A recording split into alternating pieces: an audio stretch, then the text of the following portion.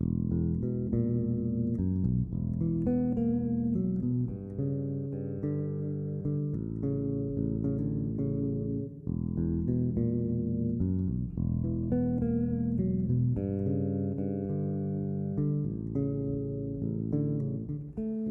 to Futility Closet, a celebration of the quirky and the curious, the thought-provoking and the simply amusing.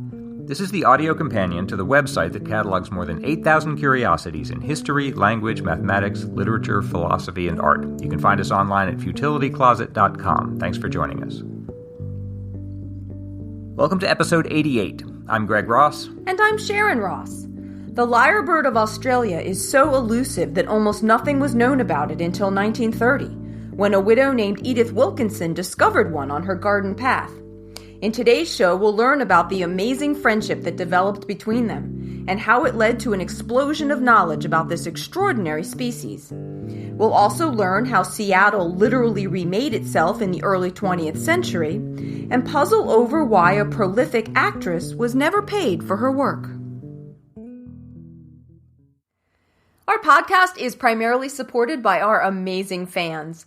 Every episode takes us a lot of work to put together, so if you'd like to help support us so that we can keep on doing this, please consider making a donation at futilitycloset.com or check out our Patreon campaign at patreon.com/futilitycloset. In late 1931, Ambrose Pratt received a surprising piece of news. Pratt was president of the Royal Zoological Society of Victoria, Australia, a position that he found pleasant enough but undramatic. That was going to change this morning, though, because the news he'd received was that a local widow named Edith Wilkinson had made friends with a lyrebird. I've written a couple times in the past on Futility Closet about lyrebirds. They're fascinating. There's two remarkable things in particular about them.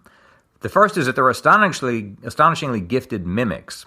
They can mimic almost anything, other birds, groups of birds, other animals, and indeed almost any other sound they hear, including human technology. They've been recorded mimicking mill whistles, chainsaws, car alarms, rifle shots, dogs barking, babies crying, ringtones, and even the human voice. I know this is an audio podcast, but here's one example. You can't see the bird, but it's basically a lyrebird, a male lyrebird in a zoo enclosure. This is only about 20 seconds of him just kind of standing there showing off, but in this snippet, you'll hear, I promise you there's no human technology here, although you can hear some humans in the background, but you'll hear him imitate a camera drive, another bird, the kookaburra, and a child's laser gun. But all these sounds are being produced by one bird.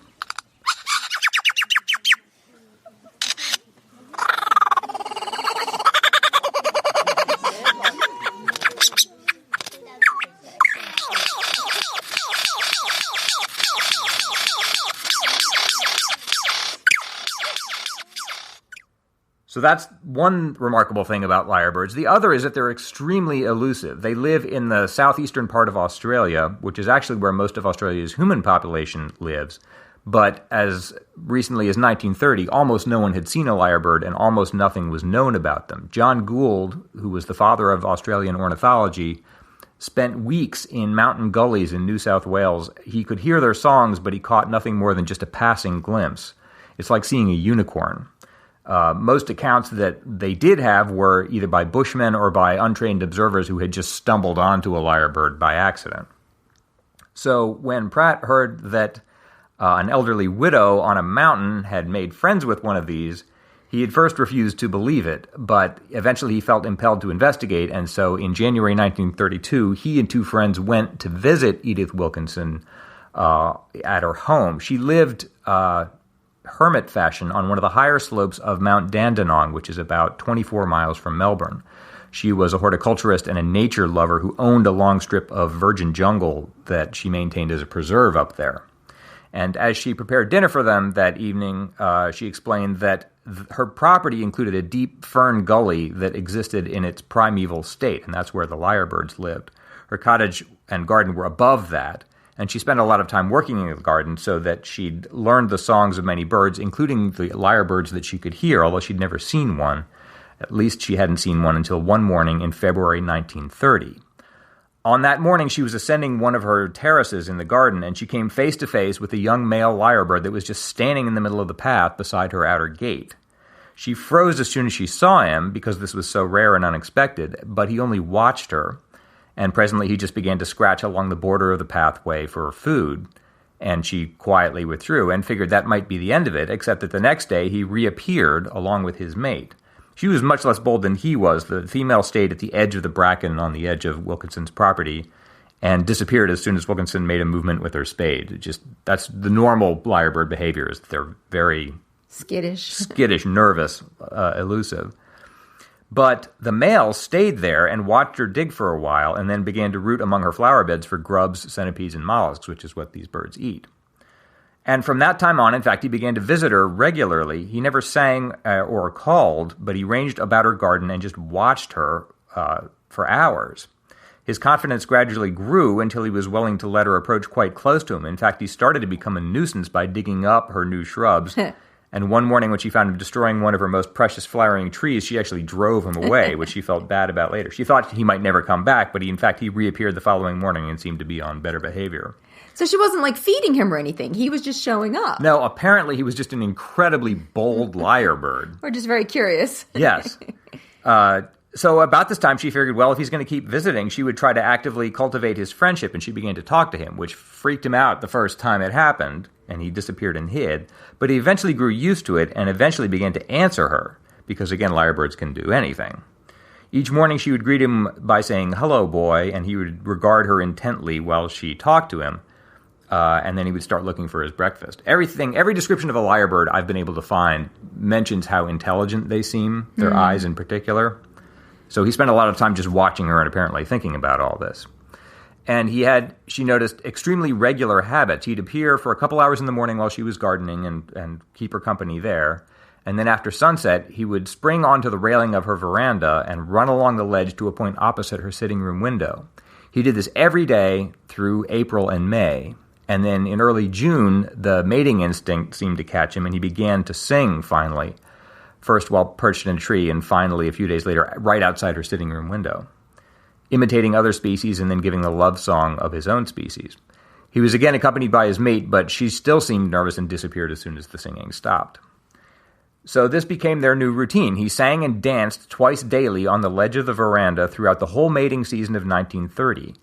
His tail plumes finally began to molt in early September, and when that happened, he seemed kind of sad about it and stopped singing, and one morning she found one of his two large lyre-shaped plumes on her doorstep. That's why lyrebirds got their name, is their tails sort of form the shape of a lyre. She found that, and he disappeared for a few days. She didn't see him, in fact, again, almost for 2 months, but then she heard his voice among a number of others calling in the valley, and she decided what she'd do is build a little platform in front of the sitting room window because she's noticed that that was a bit too narrow for him to dance upon it very easily. On December 5th, she was awakened just after dawn by a loud, persistent tapping on the pane. Immediately, she thought, "James has returned to me." By this time, she'd named him James after a dear friend of hers who had died recently. So she got up hurriedly, ran into the sitting room, and opened the window, and he was standing on the platform looking at this new platform she'd built for him and examining it with the deepest interest. And she watched him through happy tears. She said, "Hello, boy," and he said, "Hello, boy," and they stared at each other steadily across some 3 feet of space. She noticed he was a little larger and his tail plumage had been renewed, but it was only half developed. Suddenly, he spread his tail fan-wise over his head, advanced toward her, and burst into song. He sang for half an hour, imitating other birds and giving the whole love song of his species. That's basically how lyrebirds give court. So he was courting her, maybe. Well, I have to be careful here because I'm relying on Pratt's book, and I've noticed that Pratt doesn't ever explicitly say that he was courting her, but it is the same behavior, and I have seen that described explicitly as courting elsewhere. And you guessed you'd have to be James to know exactly what he thought he was doing. So he was flirting with her, maybe. Maybe that's a better way to say it. She noticed he'd enlarged his repertoire significantly, adding a few new species. And he kept coming back and dancing and singing for her. In fact, she was taken ill one day in early 1931 and found herself unable to rise when he tapped on the window. She couldn't get out of bed. She was so sick. And finally she gave up trying and just fell asleep and was awakened by scratching sounds outside her bedroom window, which was quite a distance from the normal veranda window. That continued for at least an hour, and then his head popped up in silhouette above the sill of this bedroom window, and he began to sing to her through there. Aww. She opened the window and found that he built a mound of leaves outside that window, which is normal behavior for lyrebirds. They build a mound and then sing to their mates from it. They're very family-oriented, affectionate birds, apparently, in nature. And he'd somehow... She still doesn't know. They never did discover how he knew that she was in bed or where the bedroom window was or how to find her, and he never did this again, but he managed to do it once, which is pretty impressive. So throughout 1931, he spent at least 2 hours each day with her, except in very stormy weather, and he wound up erecting fully 7 mounds in the garden on which to sing and display for her. I guess you'd have to say he's courting her. I don't know what else you could call this. Frequently, he brought his mate and his first chick with him, but they rarely ventured into the cultivated areas, just like before. He has a mate, but he's courting this human woman. And word finally got around, because this had been going on so long, is that Wilkinson mentioned to a few people, and word finally got down to Ambrose Pratt. And that's what finally brought him here this evening to visit her and hear all this. She explained all this to him over dinner and his friends. And Pratt writes, after they'd listened to all this, he says, not altogether credulously, it was almost midnight, and they finally all retired and went to bed. She woke them up soon after dawn and led them to the balcony. The gorge over which she lived was still cloaked with white mist, and the tops of eucalyptus trees were sticking up through it. They could hear a lyrebird's mating call. It seemed far away, but she told them it was James' voice and that he was approaching quickly up the mountain. And here's how Pratt wrote this up later. At exactly 4:45 a.m., I heard a queer scratching sound on the veranda, and a second later a large bird with a long, gracefully drooping tail sprang upon the platform and stared at us with an air of wild alertness through the pane, little more than a yard distant from the farthest member of his audience. His manner was so nervous, his attitude so tensely poised, that I despaired of his remaining, but even as his wings raised to fly, Mrs. W. spoke to him, and within a few seconds he was completely soothed and his nervousness a thing of the past. "Hello, boy," said Mrs. W. "Hello, boy," replied the bird.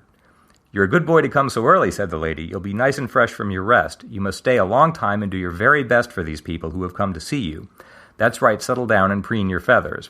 He stood for a while not moving and just gazing at them, and then he preened for 10 minutes and then suddenly erected his tail fan-wise, which means, here it comes.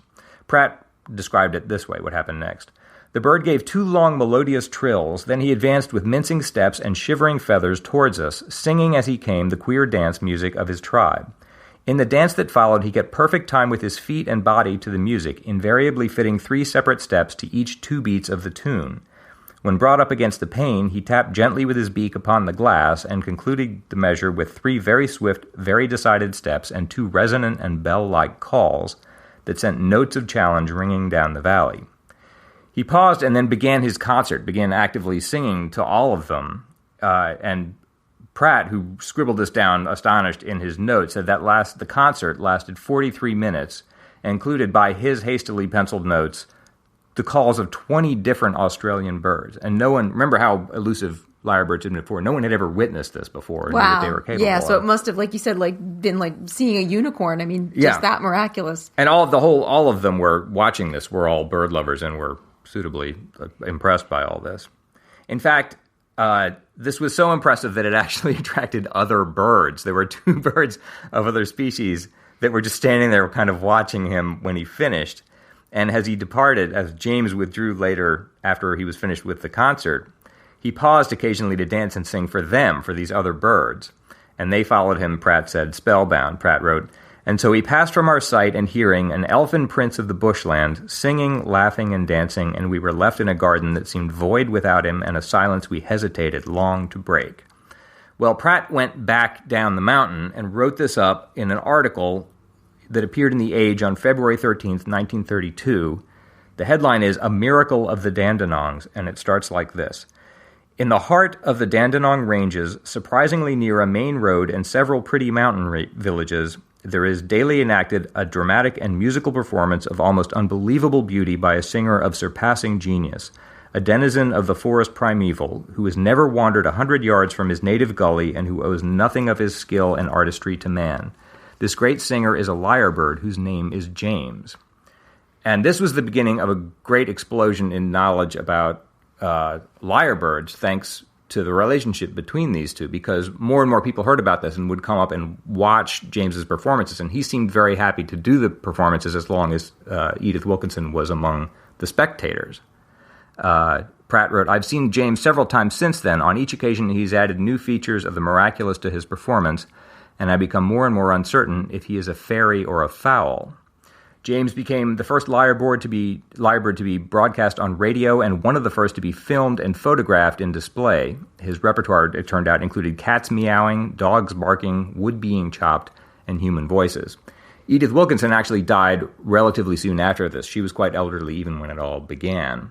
But James is still remembered as sort of the ambassador for lyrebirds among humans. Pratt wrote in 1940, quote, "It is not an exaggeration to say that the lore of the living lyrebird has been enriched with a greater volume of exact and authentic information during the past 8 years than was collated during the preceding century, and that the greater part of this swift and striking enlargement of our knowledge is due to the development of an amazing friendship between a male lyrebird and a widowed lady named Mrs. Edith Wilkinson."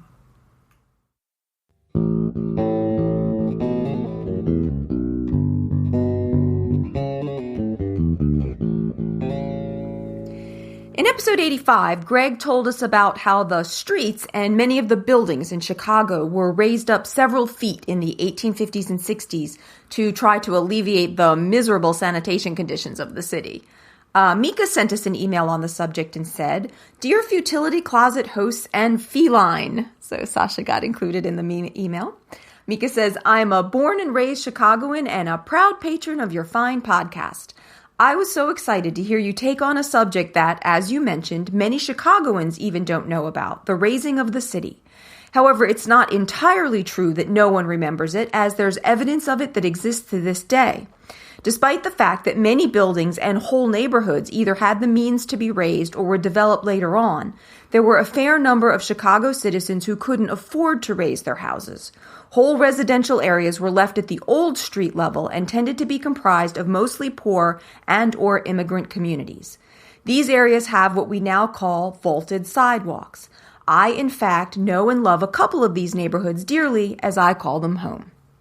And Mika says that she grew up in an area called Pilsen, where her grandparents' house had a front lawn that was about 10 feet below the sidewalk. Oh, yeah, it's hard to almost even picture that, like the front yard of the house is 10 feet below the sidewalk. And Mika now lives in an area called Pulaski Park, where most of the apartment buildings are set about 5 feet below the sidewalks.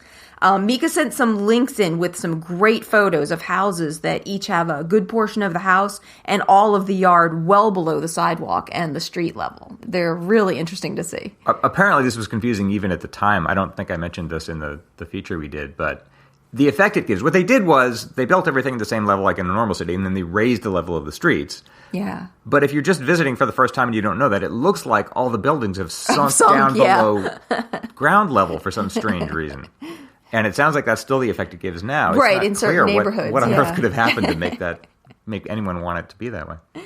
In her email, Mika says, these neighborhoods' populations in the 19th and into the 20th century were mostly Czech, Polish, and Eastern European, many of whom made the best of their situations through wooden or concrete walkways and staircases to the new first, former second floors. One of the links even infers that even though the new houses were built after the grade was raised, they adopted the neighborhood pattern of having a walkway or a staircase to a raised first floor from the vaulted sidewalk, or never meeting the grade of the sidewalk at all. These are only two examples of many Chicago neighborhoods that have houses that look as though they're set into the ground. Yeah. But I'm happy to hear more stories about my hometown's engineering and architectural achievements. Love the podcast and look forward to it every week. Thanks for the puzzles.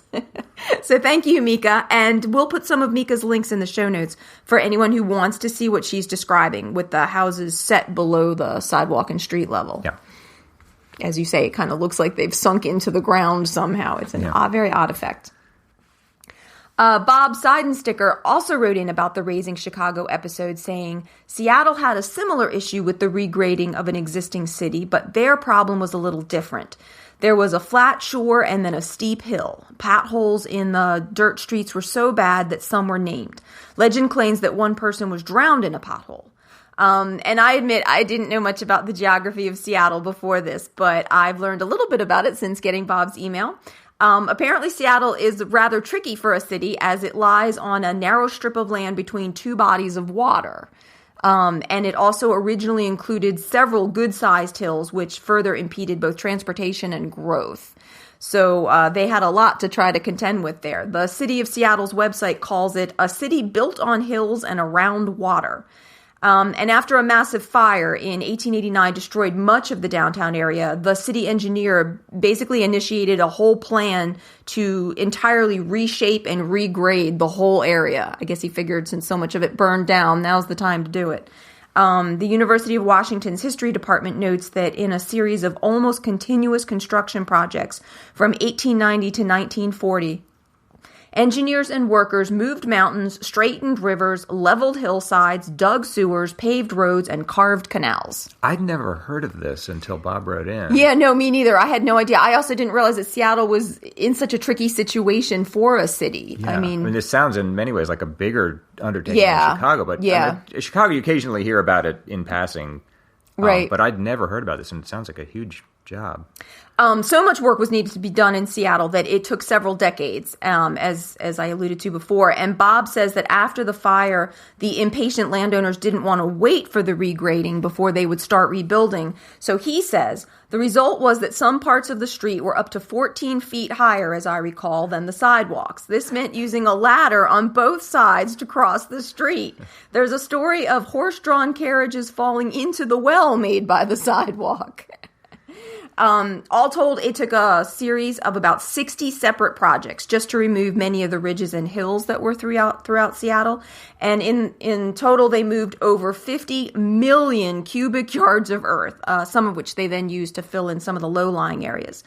These projects began in the 1890s using pickaxes and horses and finished in the 1920s using hydraulic cannons and conveyor belts powered by water and electricity. So it's kind of interesting how they started with, just their little pickaxes. Yeah, but still just the scale of that work. Yeah, and overall the whole project really didn't go as smoothly as you said the Chicago one did. There were a wide variety of problems reported in Seattle, including landslides, collapsed building foundations, broken water and sewer mains, blocked streets, and collapsed sidewalks. So it really wasn't nearly as smooth. A number of residents ended up suing the city for the different problems they were having, and the city in turn threatened the contractors with lawsuits and non-payment. So you just had these rounds and rounds of litigation. A further problem in Seattle was that there were some landowners who wouldn't consent to having their property regraded. And so any property owners who wouldn't cooperate with the project basically found their lots turned into enormous towers of dirt that were popularly called spite mounds. And these would loom as high as 50 feet above the now flattened land below them. So you would basically have these houses stranded way up above the rest of the land, just on these little mounds of, 50 feet of earth. We'll have some photos in the show notes to show the spite mounds because they are just amazing to see. A spite mound is a terrible name for anything. And apparently some of these houses ended up tumbling down their mounds and then smashing on the ground. So that would be pretty... Just because the owners didn't want to participate in the regrading? For whatever reason, right. They would say, no, I don't want my property regraded, or I understand everybody else is having so much trouble with theirs, so leave mine alone. And so they would leave it alone, but flatten everything else around it. The first round of the regrading projects ended early in the 20th century because the city ran out of money. A newspaper article written in 1926 noted that the projects had left Seattle almost bankrupt, but unfortunately they had stopped work right in the middle of regrading what was called Denny Hill. So for 20 years, there was the left half of a 100-foot high hill that was still standing above the newly flattened half of it.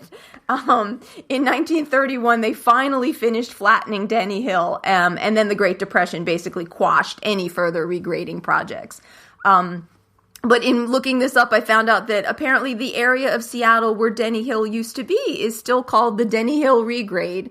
And I wonder, even though there's no hill and it's been, many, many decades now since it was done. So I wonder if the residents, if some of them don't even know what that means. Yeah, well, I was thinking when you said this took so many decades, I guess that meant there was maybe a whole generation. You could live most of your life in Seattle while this whole project was going right. on. And it was just almost continuous construction of some sort or another.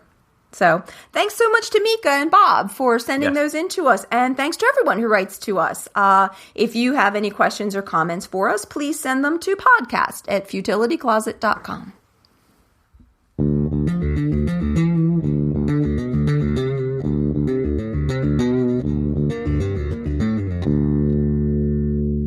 I'm going to be trying to solve a lateral thinking puzzle today. Greg is going to give me an interesting sounding situation, and I have to try to work out what's going on, asking only yes or no questions. This is from the 2000 book Lateral Mind Trap Puzzles.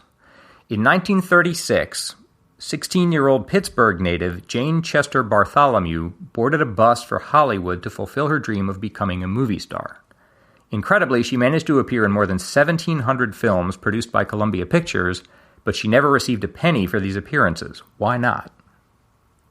Oh, interesting. Is she somebody that I might have heard of? Like she changed her name to somebody that I would recognize? No. Just curious. Okay.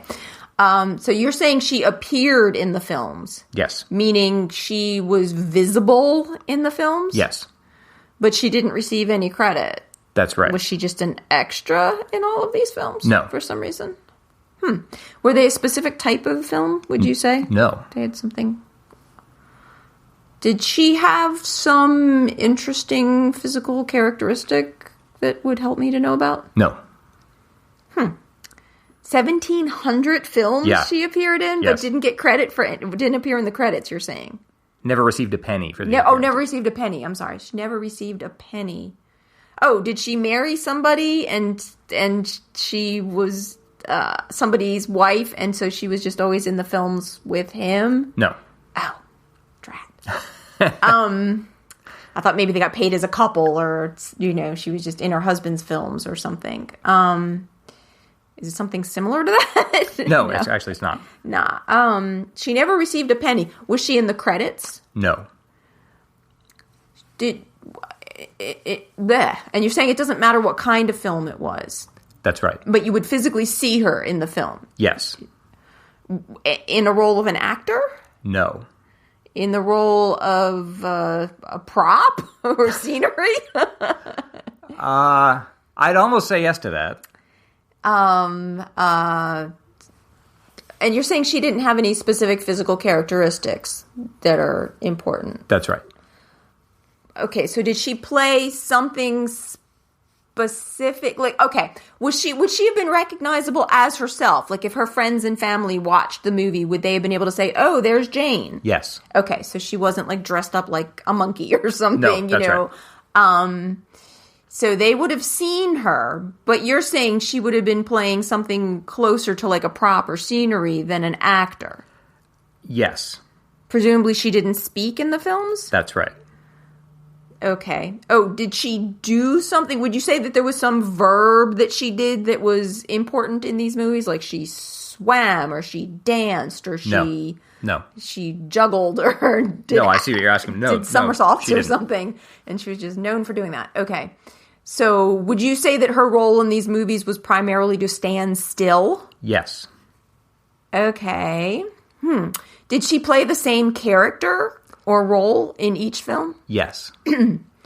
So she was, Okay. Would it help me to figure out what that character or role is? Yes. Is it a specific identity with the goddess Hera as opposed to an angel? Is it a specific identity with a name? It is, actually. It is a specific identity with a name. Okay. Those can be hard to guess, so you don't have to go after it. Yeah. What was the specific identity a human being that has existed? No. No. A mythical creature like a god or goddess or the Easter Bunny or I think I'd say yes to that. Yes. Okay. So she was playing a mythical creature, a mythical humanoid creature? Yes. Having to do with any religion? No. Is this going to be difficult for me to guess, so I should try a different line of inquiry?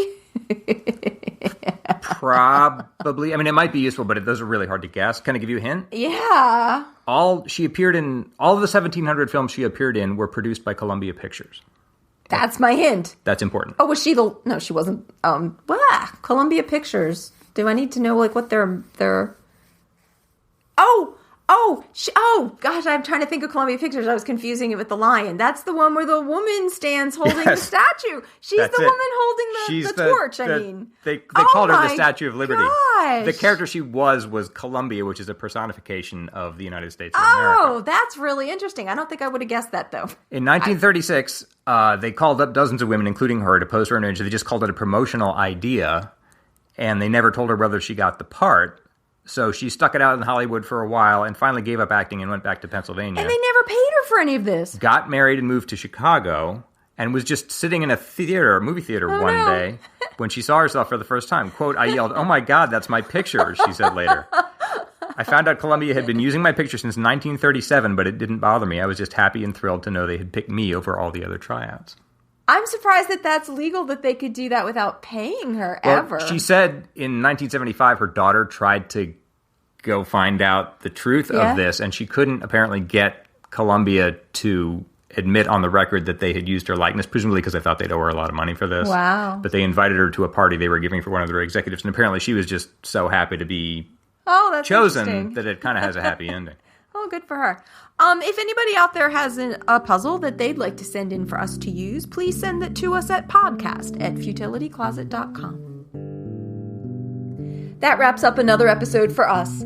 If you're looking for more Futility Closet, you can check out our books on Amazon or visit the website at futilitycloset.com, where you can sample more than 8,000 singular distractions. At the website, you can see the show notes for the podcast and listen to previous episodes. Just click podcast in the sidebar. If you'd like to support Futility Closet, please consider becoming a patron to help keep us going. You can find more information at patreon.com/futilitycloset. You can also help us out by telling your friends about us or by clicking the donate button on the sidebar of the website.